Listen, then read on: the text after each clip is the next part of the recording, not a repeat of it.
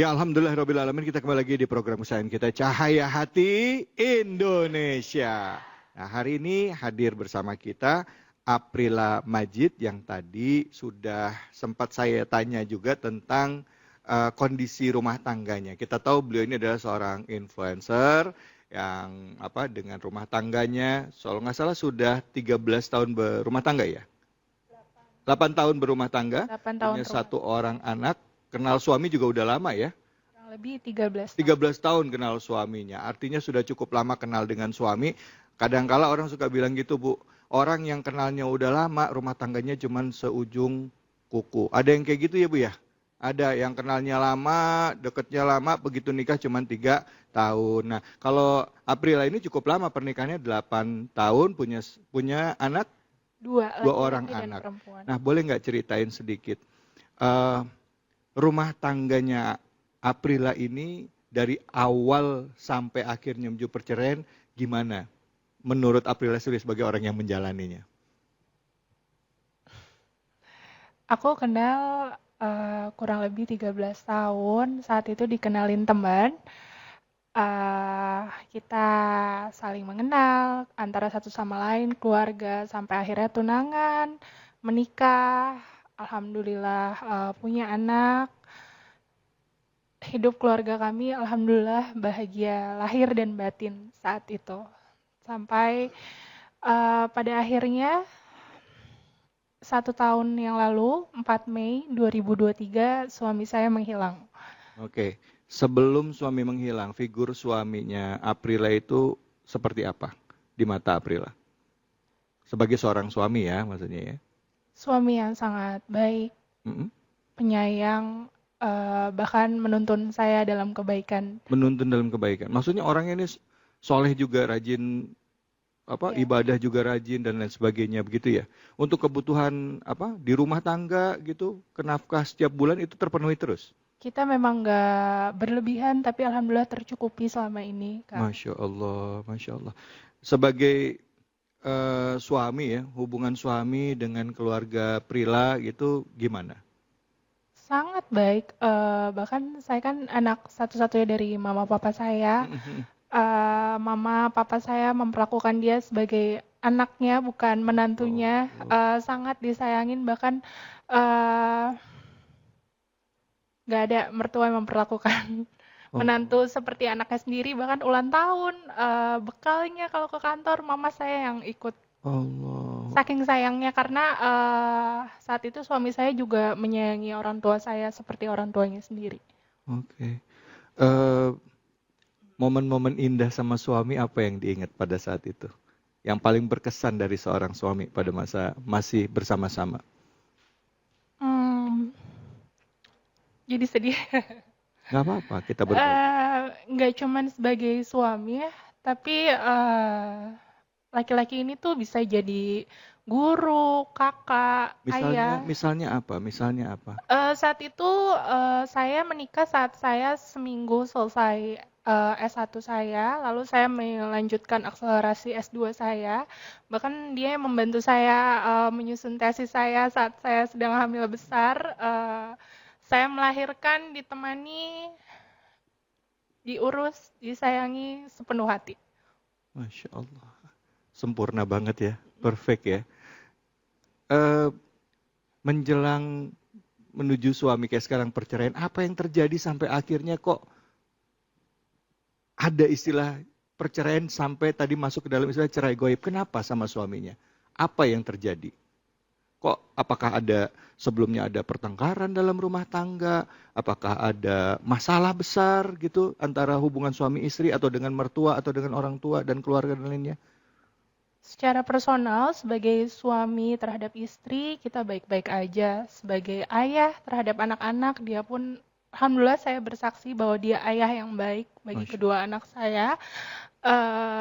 Cuman memang yang saya tutupi selama 1 tahun ini, dia memang punya masalah dengan orang lain. Kenapa saya tutupi? Karena saat itu dia masih suami saya, dan saya menutup aib-aibnya. Oke, ya. Itu udah berapa lama masalah itu terjadi? 4 Mei 2023, setahun lebih ya. Setahun lebih. Nah, dari setahun itu apa yang dilakukan suami sama Prila sampai akhirnya Prila, oke, ini dia waktunya saya harus cerai. Karena kalau kita dengar ya Bu ya, suaminya sempurna, baik, ngurus suami, apalagi kalau punya mantu yang seorang ibu apa mertua itu kalau udah nganggap mantunya anak itu nggak main-main, ya betul ya Bu ya? Sayangnya itu udah banget gitu loh. Apa yang akhirnya sampai terjadi perceraian, suaminya ngapain? Kenapa? Selama setahun ini saya sebagai istri, secara naluriah saya mencari dia, Mencari, emang suaminya menghilang? hilang. Maksudnya? Saya lapor polisi, kehilangan, lapor kehilangan, nggak ada feedback juga dari kepolisian saat itu. Saya nggak berhenti di situ. Saya dibantu oleh hacker, saya pernah ditipu hacker, saya mengeluarkan sejumlah uang lalu ditipu, saya mencari tahu lewat teman dan keluarga, nggak ada yang tahu juga, dan qadarullohnya setelah saya berusaha menutup ini di sosial media saya coba ikhtiar lewat jalur sosial media, dan akhirnya 2 bulan kemarin ketemu. Nggak ketemu secara fisik, cuman saya mengetahui kalau ternyata dia sudah mengganti identitasnya, sudah ada perempuan lain, uh, dan dia bilang kalau sama perempuannya kalau nggak pernah bahagia hidup sama saya, uh, dan yang bikin saya yakin lagi, dia bilang keluarga saya tidak memperlakukan dia dengan sangat tidak baik. Jadi itu yang ngebuat saya bulat untuk memutuskan untuk bercerai. Karena selama ini saya berusaha mencari karena saya takut terjadi apa-apa. Tapi dengan adanya fakta yang diberitahu oleh perempuan tersebut, saya kira tanpa bertemu pun saya sudah cukup untuk bulat memutuskan untuk bercerai. Sempat ngobrol sama suaminya? Enggak, jadi ditemukan di Palembang saat itu oleh hacker, dibantu oleh netizen juga, netizen Indonesia. Saya pagi itu pergi ke sana, selama 2 hari saya mencari dalam diam, nggak ada yang tahu saya ke Palembang, bahkan keluarga saya pun nggak tahu. Di hari kedua setelah saya muter kosan Palembang situ, akhirnya saya tahu tempat kerjaan perempuannya, akhirnya saya samperin dan saya tahu fakta tersebut. Ada suami di Enggak. situ? Enggak juga, enggak ketemu juga Enggak. sama suaminya? Karena saya udah hilangin flight awal saya udah beli tiket baru, saya nggak mungkin nunggu lagi karena anak saya nunggu di rumah dan keterbatasan biaya juga ya Kak. Jadi saya nggak mungkin nunggu suami saya datang lagi, dan menurut saya dia nggak cukup gentle untuk datang hari itu bertemu saya dan perempuan itu. Kalau dari pihak keluarga suami, ada nggak yang kontak, ngobrol sama Prila, apa gitu? Ada yang bicara apa tentang kondisi suami? Mereka bilang mereka nggak tahu. Mereka juga nggak tahu. Sampai akhirnya setelah setahun menghilang, diputuskanlah untuk bercerai sepihak. Nah, sebelum menghilang, suami bilangnya kemana? Izin ke kelurahan. Hah? Di dekat rumah. Mau ke kelurahan dekat. Jadi nggak bawa tas, nggak bawa apa? Bawa tas, handphone, dompet, ijazah, buku nikah, akte, dan surat-surat penting lainnya ada di rumah. Anak nanyain papanya dong. Yang paling kangen siapa anak-anak sama papanya? Anak kan ada 2.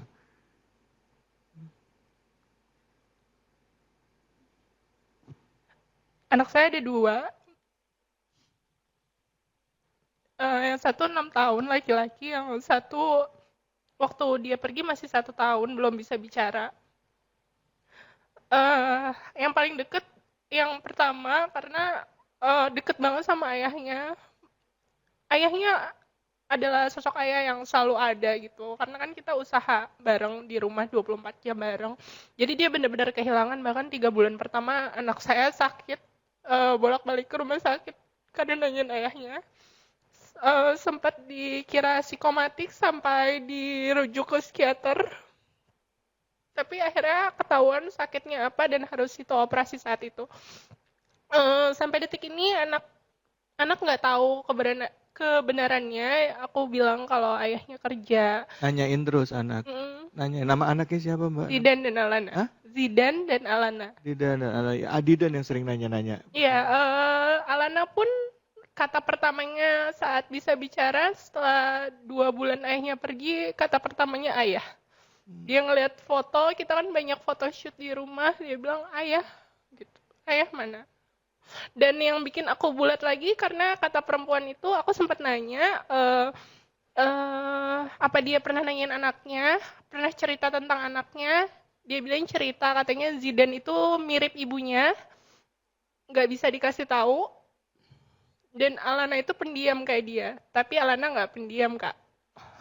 Dia bilang pendiam karena saat Masih dia kecil. pergi, dia belum bisa bicara. Masih pengen nyari suami lagi? Maksudnya masih pengen nyari keberadaan suami? Pengen ketemu nggak sama suami? Ini mumpung di sini ya, kalau suaminya nonton mungkin juga bisa lihat bahwa kondisi anak-anaknya rindu loh. Anaknya rindu sama ayahnya. Nanyain ayahnya bahkan sampai sakit. Masih mau cari menemukan suami untuk bicara, ketemu, ngobrol. Ini masalah nggak gampang loh karena ada anak-anak, ada keluarga. Sebagai seorang istri gimana? Sebagai seorang istri, saya sudah tidak mencari suami saya karena saya sudah mantap untuk berpisah. Tapi sebagai seorang ibu yang mempunyai 2 anak dan 2 anak yang sangat menyayangi ayahnya, saya meminta dengan kerendahan hati saya untuk tolong datang untuk anak. Ya, baik. Oke, memutuskan cerai seorang perempuan nggak gampang ya Bu ya. Kadangkala ya cerai itu di dalam Islam ya harus suami yang jatuhkan talak. Nah untuk kondisi seperti ini, seorang istri mengatakan tadi, maksudnya jatuhnya cerai goib. Ini dari Prila atau dari suami yang menyampaikan minta cerai goib? Semenjak kejadian itu, saya pulang dari Palembang, saya besoknya langsung ke pengadilan. Kata pengadilan karena nggak diketahui keberadaannya, maka saya harus mengurus surat goib, cerai goib ke kelurahan. Jadi memang dari pengadilan diarahkan seperti itu. Oke. Jadi dilampirkan surat kehilangan orang hilang, dilampirkan ke kelurahan, baru saya urus lagi ke pengadilan. Baik, terima kasih banyak. Kiai, guru-guruku, mohon pencerahannya. Pertama, jika ada penonton kita atau di antara ibu-ibu yang di sini ada saudara keluarga yang memiliki nasib yang sama atau mengalami kejadian yang sama dengan Prila, apa yang harus dilakukan? Silakan, Ustaz Fadl. Baik, tentu kita semua prihatin ya terhadap apa yang dialami oleh adik Prila ini ya. Insyaallah semoga kita doakan segala sesuatunya akan kemudian menjadi yang terbaik untuk beliau. Amin ya Allah, amin Ya, Allah. alhamdulillah ala kulli hal itu segala puji bagi Allah terhadap apapun yang Allah tetapkan. Amin. Dan kita berharap bahwa ini adalah satu bentuk ujian yang akan meninggikan derajat beliau, menggugurkan dosa-dosanya Amin, semua. amin ya Allah. Amin. Nah, tetapi ini mohon maaf sekali karena Anda juga nggak terlalu paham permasalahannya, tetapi ini menurut Anda ini mesti tabayun klarifikasi yang tegas ya, karena boleh jadi masih banyak fitnah di sini. Jadi di depan kamera ini insyaallah ya, Anda menyampaikan jika suami adik Aprila ini melihat atau ada yang kemudian mengenalnya, tolonglah sebagai seorang laki-laki datang dan jelaskan. Ya, terserah keputusannya apa, tapi datang, tabayun, klarifikasi dan jelaskan. Ya, karena apa? Karena kalau kita tadi mendengarkan, ya mungkin di Aprilia juga belum mengisahkan bahwa suami tadi mempunyai berbagai masalah yang sampai akhirnya pergi meninggalkan. Nah, masalah-masalah ini Anda nggak terlalu paham juga ya. Tetapi ini kan yang harus dijelaskan. Ya. Gitu. Jangan sampai misalnya ada seorang wanita ini yang menjadi jembatan dalam informasi atau komunikasi. Karena kan ini bisa tambah bisa kurang begitu loh. Ya, betul. Nah, ini mesti ketegasannya di sana dulu ya. Jadi di acara ini alhamdulillah insyaallah nih Ana ingin hadir. Nah, kemudian tadi masalah cerai gaib. Ini memang istilah yang asing yang kita dengar ya. Tetapi ini ternyata ada dalam undang-undang di pengadilan agama ya. Jadi ini nih begini. Gaib itu kan artinya sebetulnya tidak hadir atau tidak terlihat atau tidak tampak gitu ya. Jadi seseorang yang hilang ya bisa disebut menjadi apa? Menjadi gaib. Nah, cerai gaib ini adalah seorang misalnya Ade Aprilia ini yang kemudian memohon keadilan dengan datang ke pengadilan untuk apa? Untuk meminta keadilan dengan cara apa? Dijatuhkan talak gaib, artinya dari cerai gaib itu. Kenapa? Karena orangnya nggak ada. Ya. Dan kalau kita lihat di sigot taklid, ya sebetulnya perjanjian ketika kita nikah ya, Iya. ketika akad nikah kan Akad ada nikah biasanya suami ya, kita Baca. baca zigot taklik. Di situ Zigot ada taklid. beberapa hal Betul. ya. Salah satunya adalah jika seandainya saya selaku suami 3 bulan selama 3 bulan berturut-turut tidak memberikan yang namanya nafkah lahir maupun batin, jatuhlah talak saya kan. Hafal banget tuh. Nah, kemudian dari sanalah kemudian ada landasannya bahwa hukum positif juga mengambil dari bagaimana hukum yang namanya agama. Nah, disinilah sebetulnya cerai gaib tersebut. Ya, dan ini bisa kemudian diproses karena apa? Karena tadi menuntut keadilan. Ya. Nah, tetapi gaib yang kita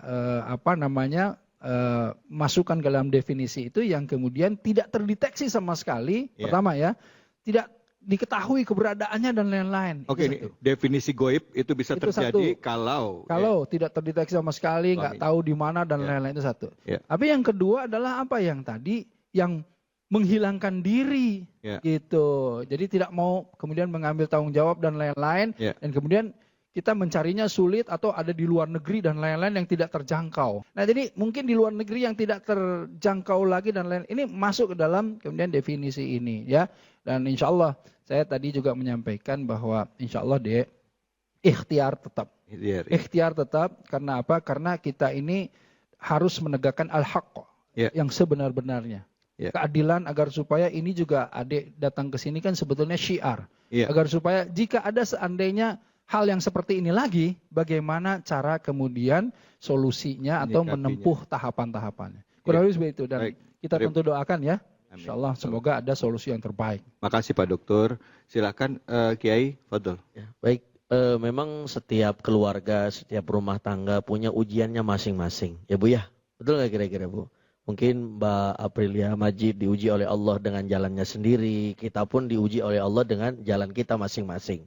Begitu juga yang dialami oleh Rasulullah Sallallahu Alaihi Wasallam. Meskipun semesra-mesranya Rasulullah dengan Sayyidatuna Aisyah, ya Rasulullah punya ujiannya ketika berumah tangga. Ya. Nah, dengan kasus yang saat ini ada di depan kita, bagaimana cara kita untuk menanggapinya? Yang pertama tentu saja apapun yang terjadi di dalam kehidupan, masalah apapun kita harus berhusnuzon kepada Allah Subhanahu wa taala. Ya. Mungkin ini jalan nanti Allah akan mengangkat derajat daripada Mbak Aprilia dunia maupun akhiratnya. Amin. Karena kan setiap ujian pasti akan ada tingkatannya ya Bu. Kita misalkan sekolah SD kelas 1, mau naik kelas ke kelas 2 ada ujiannya. Mau naik lagi kelas 3 berarti ada ujiannya. Maka anggaplah ini adalah ujian yang mana nanti Allah akan mengangkat derajat kita semuanya. Amin ya Rabbal Alamin. Amin. Apalagi kalau urusan begini-gini, misalkan tadi ada istilah cerai gaib ya. Gaib ya. Ya, misalkan keberadaannya tidak tahu di mana, tapi kan Allah Subhanahu wa taala Maha melihat. Maha tahu. Sudah seumpama kita sudah berikhtiar maksimal sampai tadi saya dengarkan, dibela-belain terbang ke Palembang ya kan. Maka jangan pernah meninggalkan yang namanya ikhtiar jalur langit. Ya, artinya ya bangun saja 2:30 sholat tahajud, minta petunjuk kepada Allah. Kan di dalam Al-Qur'an dikatakan fatahajjat bihi nafilatan lak asa ayyab'atsa rabbuka maqamam mahmuda. Terus mungkin Mbak April sudah ikhtiar secara duniawi. Coba sekarang ikhtiarnya secara jalur langit. Allah. Tahajud 40 hari, 30 hari. Syukur-syukur mudah-mudahan tahajudnya tidak berhenti sampai masalah ini selesai. Masya Allah. Sebab kalau bahasa orang tua, orang-orang Betawi begitu. Sehebat apapun masalah kita, ada Allah yang maha besar, ada Allah yang maha penolong bagi kita semuanya. Allahu Akbar. Ya, betul nggak kira-kira? Bu? Betul. Ya, bangunnya 2:30. Kita ambil berwudu, sholat tahajud. Allah kan maha mendengar. Apa aja doa kita pasti Allah dengar. Allahu Akbar. Al-Baqarah ayat 186. Wa idza sa'alaka ibadi anni fa inni qarib. Ujibu da'watad da'i idza da'ani falyastajibu li wal yu'minu bi la'allahum yarshudun. Wah, Allah 2:30. Usolli sunat tahajud di rakaataini lillahi ta'ala. Allahu Akbar. Assalamualaikum ya Allah. Udah lama gak ketemu suami, ya Allah. Pengen ketemu lagi sama suami biar urusan beres. Al-Fatihah tuh. Sholat lagi 2 rakaat lagi. Sholli sunat aja, Allahu Akbar, ya Allah. Anak-anak udah begini, ya Allah, bagaimana ini? Mudah-mudahan ketemu bapaknya. Al-Fatihah.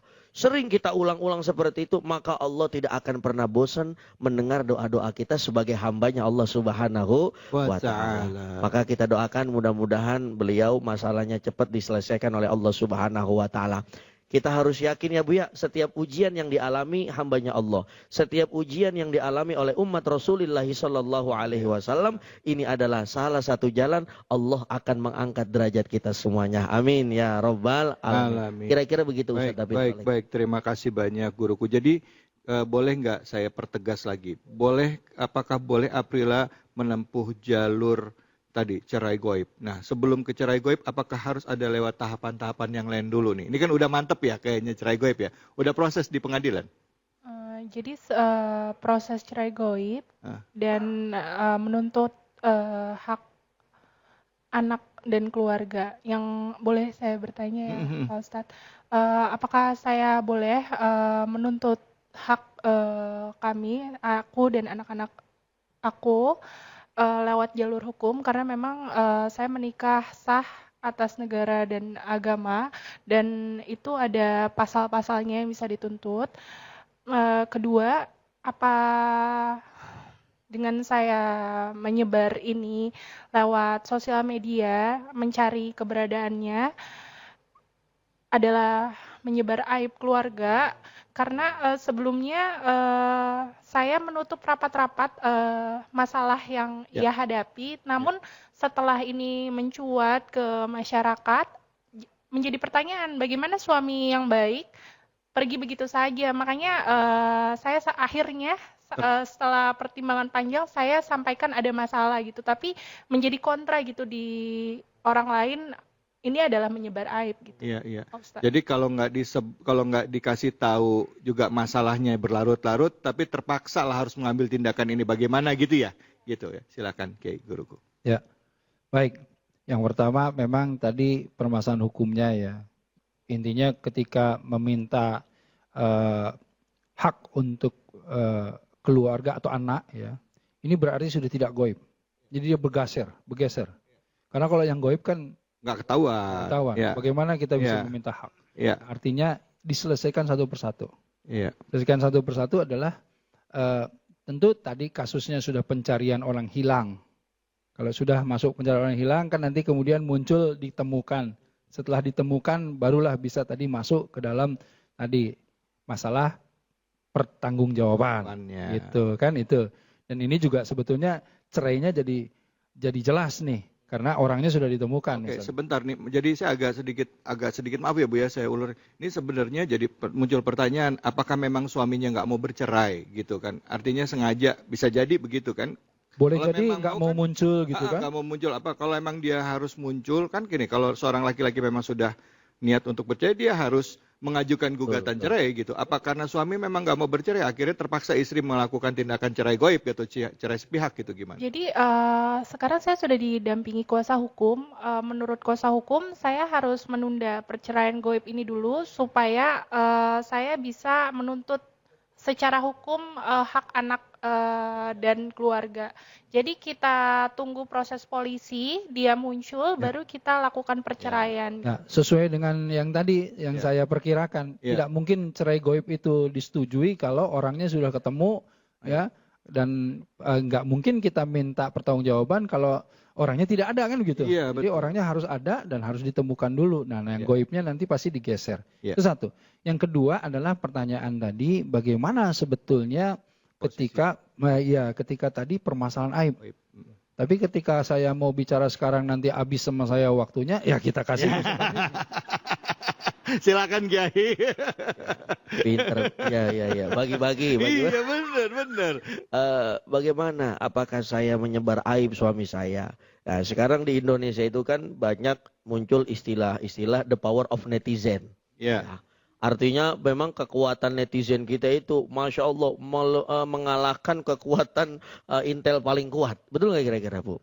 Apapun kasusnya, sedetail apapun, wah bajunya warna ini, sampai sendalnya ketahuan tuh. Ya Bu, betul nggak kira-kira? Betul. Sendalnya, pas ada kasus sendalnya dua-duanya kiri gitu kan ya. Kanannya kemana gitu kan. Nah itu bagaimana? Sedangkan di dalam hadis dikatakan dalam kitab Bulughul Maram yang dikarang oleh Syekh Ibnu Hajar Al-Asqalani, man satara musliman satarallahu yaumal qiyamah. Siapa yang melindungi ataupun menjaga aib sesama muslim, maka Allah akan menjaga aibnya ketika di hari kiamat. Nah, untuk kasus-kasus seperti ini, bolehlah kita minta tolong kepada masyarakat bahwasannya harus ada yang dipertanggungjawabkan. Lihat di dalam surah Yasin. Al-yawma nakhtimu ala afwahihim wa tukallimuna aydihim wa tashhadu arjuluhum bima kanu yaksibun. Lah, maka ketika sudah ada yang dituntut, sudah ada yang pengen dipertanggungjawaban, maka kita minta tolong juga nggak jadi masalah. Karena ini ya memang menjadi, kalau kata beliau tadi, Indonesia mencari kalau nggak salah ya. Jadi satu Indonesia mencari demi artinya demi kasus ini selesaikan, kalau kata beliau hak ya, yang hak harus kita katakan hak, yang batil harus kita katakan batil. Begitu kira-kira Ustaz. Memang kalau netizen ini ngeri Bu, makin ditantangin makin dicari ya. Bergeser. Ibu ada yang mau bertanya? Aduh, silakan Ibu. Betul. Assalamualaikum warahmatullahi wabarakatuh. Waalaikumsalam warahmatullahi wabarakatuh. Nama saya Yulianti dari Majelis Taklim Al-Barokah dari Cicadas Gunung Putih Bogor. Saya mau bertanya sama Mbak April. Mbak April gimana menguatkan untuk menjalani kehidupan saat ini gitu. Cara Mbak April. Terima kasih. Assalamualaikum warahmatullahi wabarakatuh. Waalaikumsalam warahmatullahi wabarakatuh. Silakan Mbak April. Assalamualaikum Ibu, salam kenal. Sebelumnya kalau ditanya bagaimana cara saya kuat, saya belum sekuat seperti terlihat di sosial media. Tapi selama 1 tahun ini, saya hanya mengulang doa hasbunallah wa ni'mal wakil, ni'mal maula wa ni'mal nasir. Hanya Allah sebaik-baiknya pelindung dan penolong saya, dan alhamdulillah ya Pak Ustadz, saya bersaksi gitu, Allah nggak ninggalin saya. Allahumma sholli. Sama 1 tahun ini banyak keajaiban yang mempermudah semuanya gitu, yang bahkan nggak habis pikir bagaimana saya bisa melewati 1 tahun ini gitu. Orang-orang yang saya percaya bisa menemani di titik terendah saya seakan lupa ingatan. Tapi banyak orang yang dikirimkan oleh Allah yang menolong saya di titik terendah saya. Jadi untuk ibu-ibu, untuk semuanya yang menghadapi masalah, saya juga bukan muslimah yang benar-benar taat. Tapi saya pun begini aja sangat dibantu sama Allah, dan qadarulahnya sampai di titik ini. Allah. Bahkan saya diundang oleh Allah lewat jalur teman-teman ke Baitullah, Masya Allah. Allah salam Muhammad sallallahu, diundang untuk datang ke Baitullah. karena masalah Karena ini. masalah ini, Masya Allah. Jadi pesan saya, percaya Allah nggak akan ninggalin kita. Amin, ya Allah, amin, ya Allah. Sesulit apapun masalah yang kita hadapi, yakin Allah akan selalu bersama kita selama kita gantungkan semua harapan kepada Allah.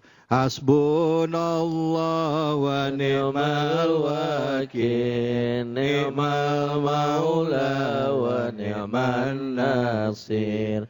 Hasbunallah wa ni'mal wakil, ni'mal maula wa ni'man nasir. Terima kasih banyak Mbak Aprila, guru-guruku terima kasih, dan juga Ibu sebagai penanya dari terima kasih. Kita juga dapat belajar banyak dari apa yang dialami oleh Mbak Aprila, dan kita doakan dari hati yang paling dalam, dan juga kita mohon doa kepada seluruh pemirsa Cahaya Hati yang ada dimanapun saja berada. Kita doakan semoga Mbak Aprila, ya Allah angkat kesulitannya, diberikan kebaikan, diberikan kemudahan dalam setiap urusannya, dan juga Allah perterang jalannya, ya anak keturunannya diberikan kekuatan dan jadi anak keturunan yang soleh dan soleha. Al-Fatihah. A'udzubillahi minasyaitonirrajim. Bismillahirrahmanirrahim. Alhamdulillahirabbil alamin. Iyyaka na'budu wa nasta'in shiratal mustaqim shiratal ladzina an'amta 'alaihim ghairil maghdubi 'alaihim waladdallin. Amin amin ya rabbal alamin. Jangan mana-mana, kita akan kembali lagi, tetaplah di sini di Cahaya Hati Indonesia.